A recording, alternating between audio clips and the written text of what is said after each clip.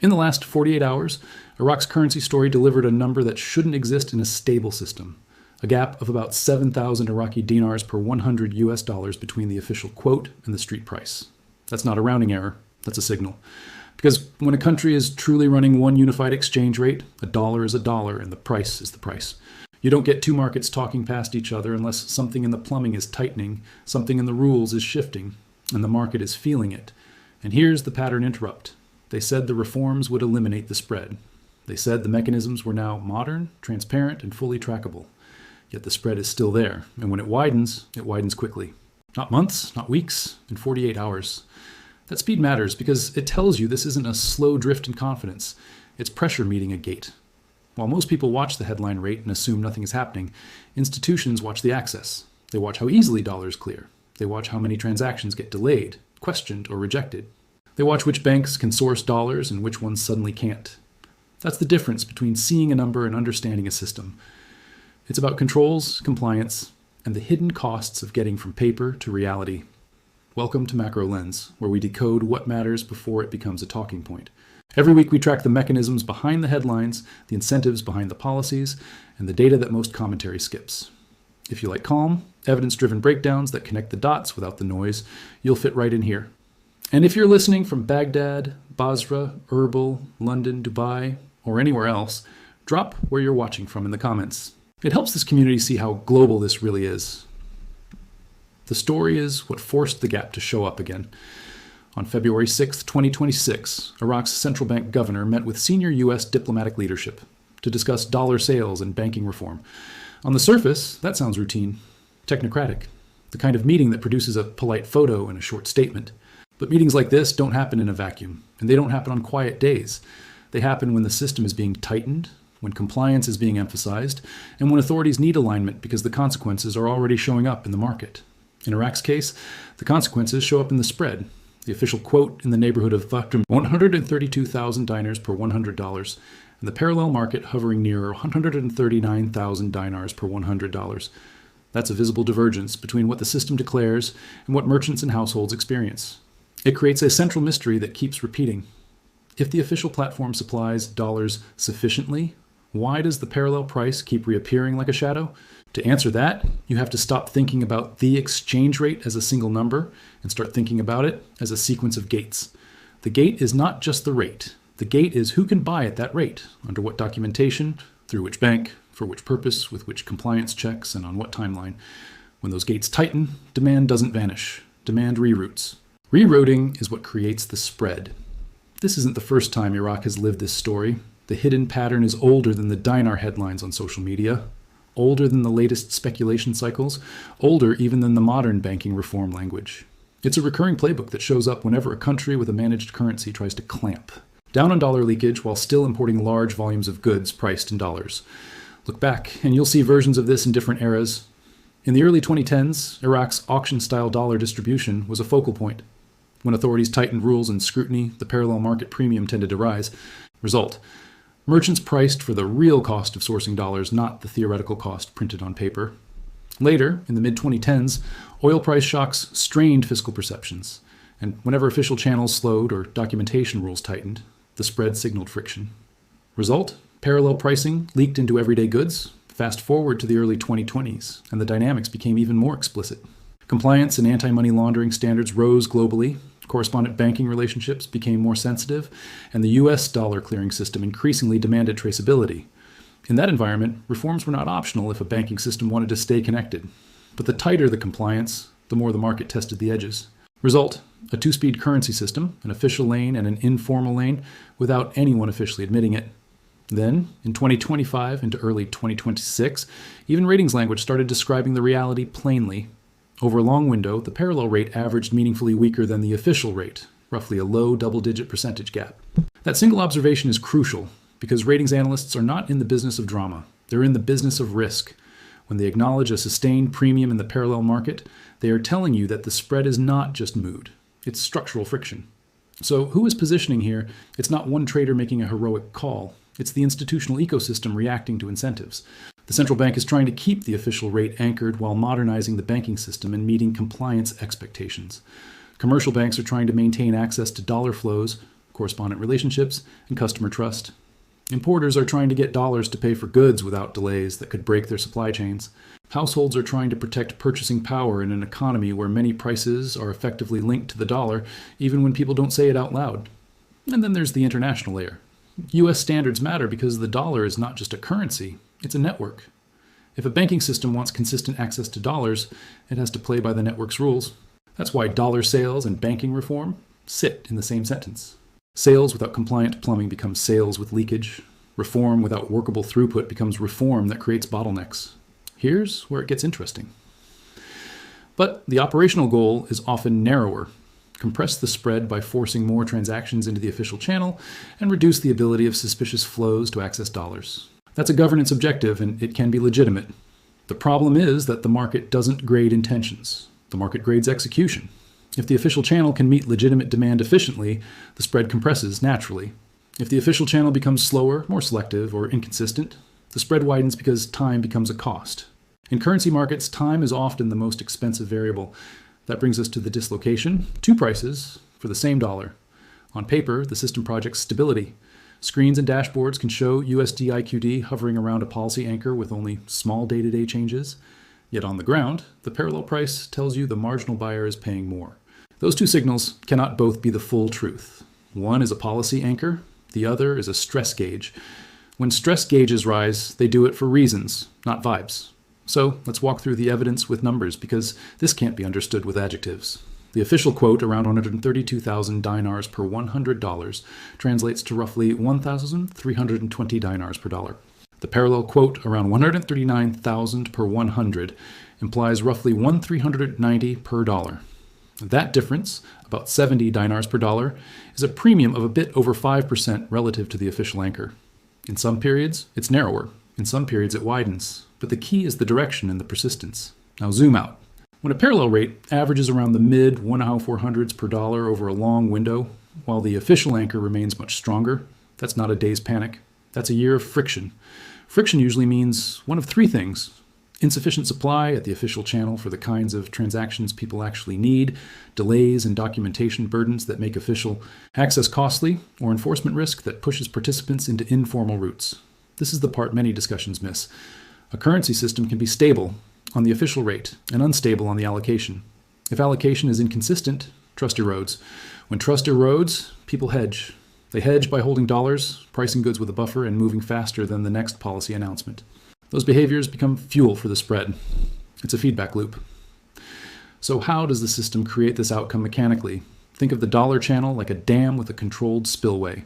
The central bank can decide how much water is released, through which pipes, and under what rules. If the rules tighten, less water gets through, or it gets through slower. But the river below still needs water because the city downstream still needs to drink. So people dig side channels. Those side channels are the parallel market. Compliance reforms often act like adding filters to the pipes. Filters can be good. They catch contaminants. But filters also reduce flow if they're too fine or if they clog. If banks have to submit more documentation, verify invoices more rigorously, and prove trade legitimacy in a stricter format, that can slow processing. If certain banks lose access due to compliance concerns, customers funnel into fewer banks, increasing congestion. If payments get flagged, transactions queue up. Queues create premiums, because queue time has a price. When controls tighten abruptly, the premium can widen in hours because the market is repricing the probability of access. It's not pricing the value of the dinar in an abstract sense. It's pricing the chance that you can actually obtain dollars at the official channel when you need them. That's why spreads often widen during reform phases, even when reserves are strong. Why does this matter beyond currency specialists? Because in a dollarized import economy, the exchange mechanism becomes a price mechanism. When importers pay a parallel premium, they pass it into prices. When merchants price goods with an expected spread, consumers feel it as inflation even if the official rate hasn't moved. When households think the spread might widen further, they accelerate dollar buying, which can widen the spread again. That's how a policy tool becomes an everyday cost. This is where historical parallels become undeniable. In 2012, tightening around auction rules and managed systems often produced short-term parallel premiums. Result, authorities had to choose between loosening the gate or enforcing harder. In 2015, oil revenue swings made dollar supply perception more fragile. Result, parallel markets became louder when official channels slowed. In the early 2020s, global compliance tightened. Result, Official channels modernized, but any mismatch between reform and throughput created premiums in the informal lane. In 2026, it's happening again. Not because of one headline, but because the same incentives are in play. Keep the official anchor, tighten compliance, reduce leakage, and keep the system connected to dollar clearing. The spread is the scoreboard. Now connect the players and their timing, because timing is where coordination shows up. When the central bank emphasizes reforms and dollar sales in the same breath, it's signaling that policy is being executed through the banking system, not around it. When diplomatic channels are engaged, it implies external stakeholders care about how the system is functioning. When local commentary focuses on closing the gap, it implies the gap is large enough to matter. Politically and economically, commercial banks respond by tightening internal rules. They become more selective about clients, more cautious about documentation, and more conservative about which transactions they process. Importers respond by front-loading demand, trying to secure dollars before the next gate tightens. Currency shops respond by widening spreads and rationing. Households respond by treating dollars as a safety asset, even if they don't want to. Put together, that's how institutional movement looks. Not one big bet, but thousands of small decisions that all lean in the same direction. So what is the dislocation that cannot persist? It's the coexistence of a stable policy anchor and a persistent market premium. Over time, one of three things usually resolves it. The conservative path is that the official channel becomes smoother.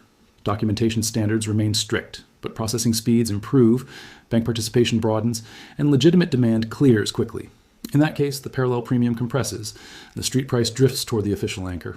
You would see this through narrowing spreads, fewer reports of delayed transactions, and more consistent pricing in goods markets. The moderate path is that enforcement intensifies.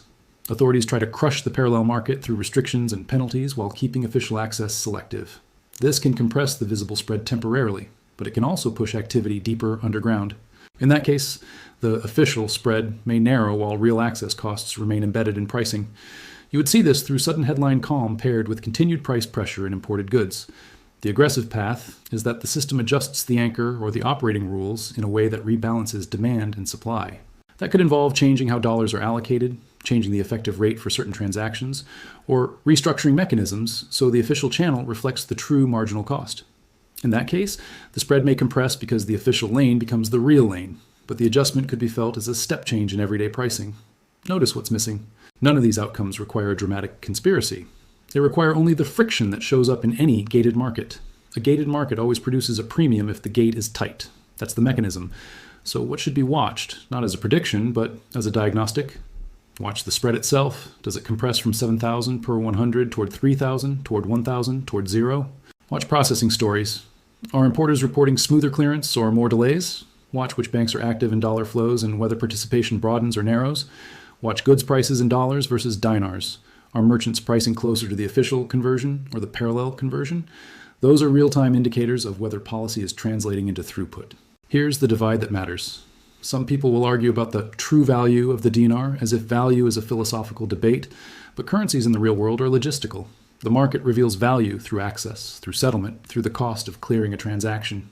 People who understand this don't need drama. They watch the pipes. People who don't understand this get trapped watching the headline number while the economy prices off a different number.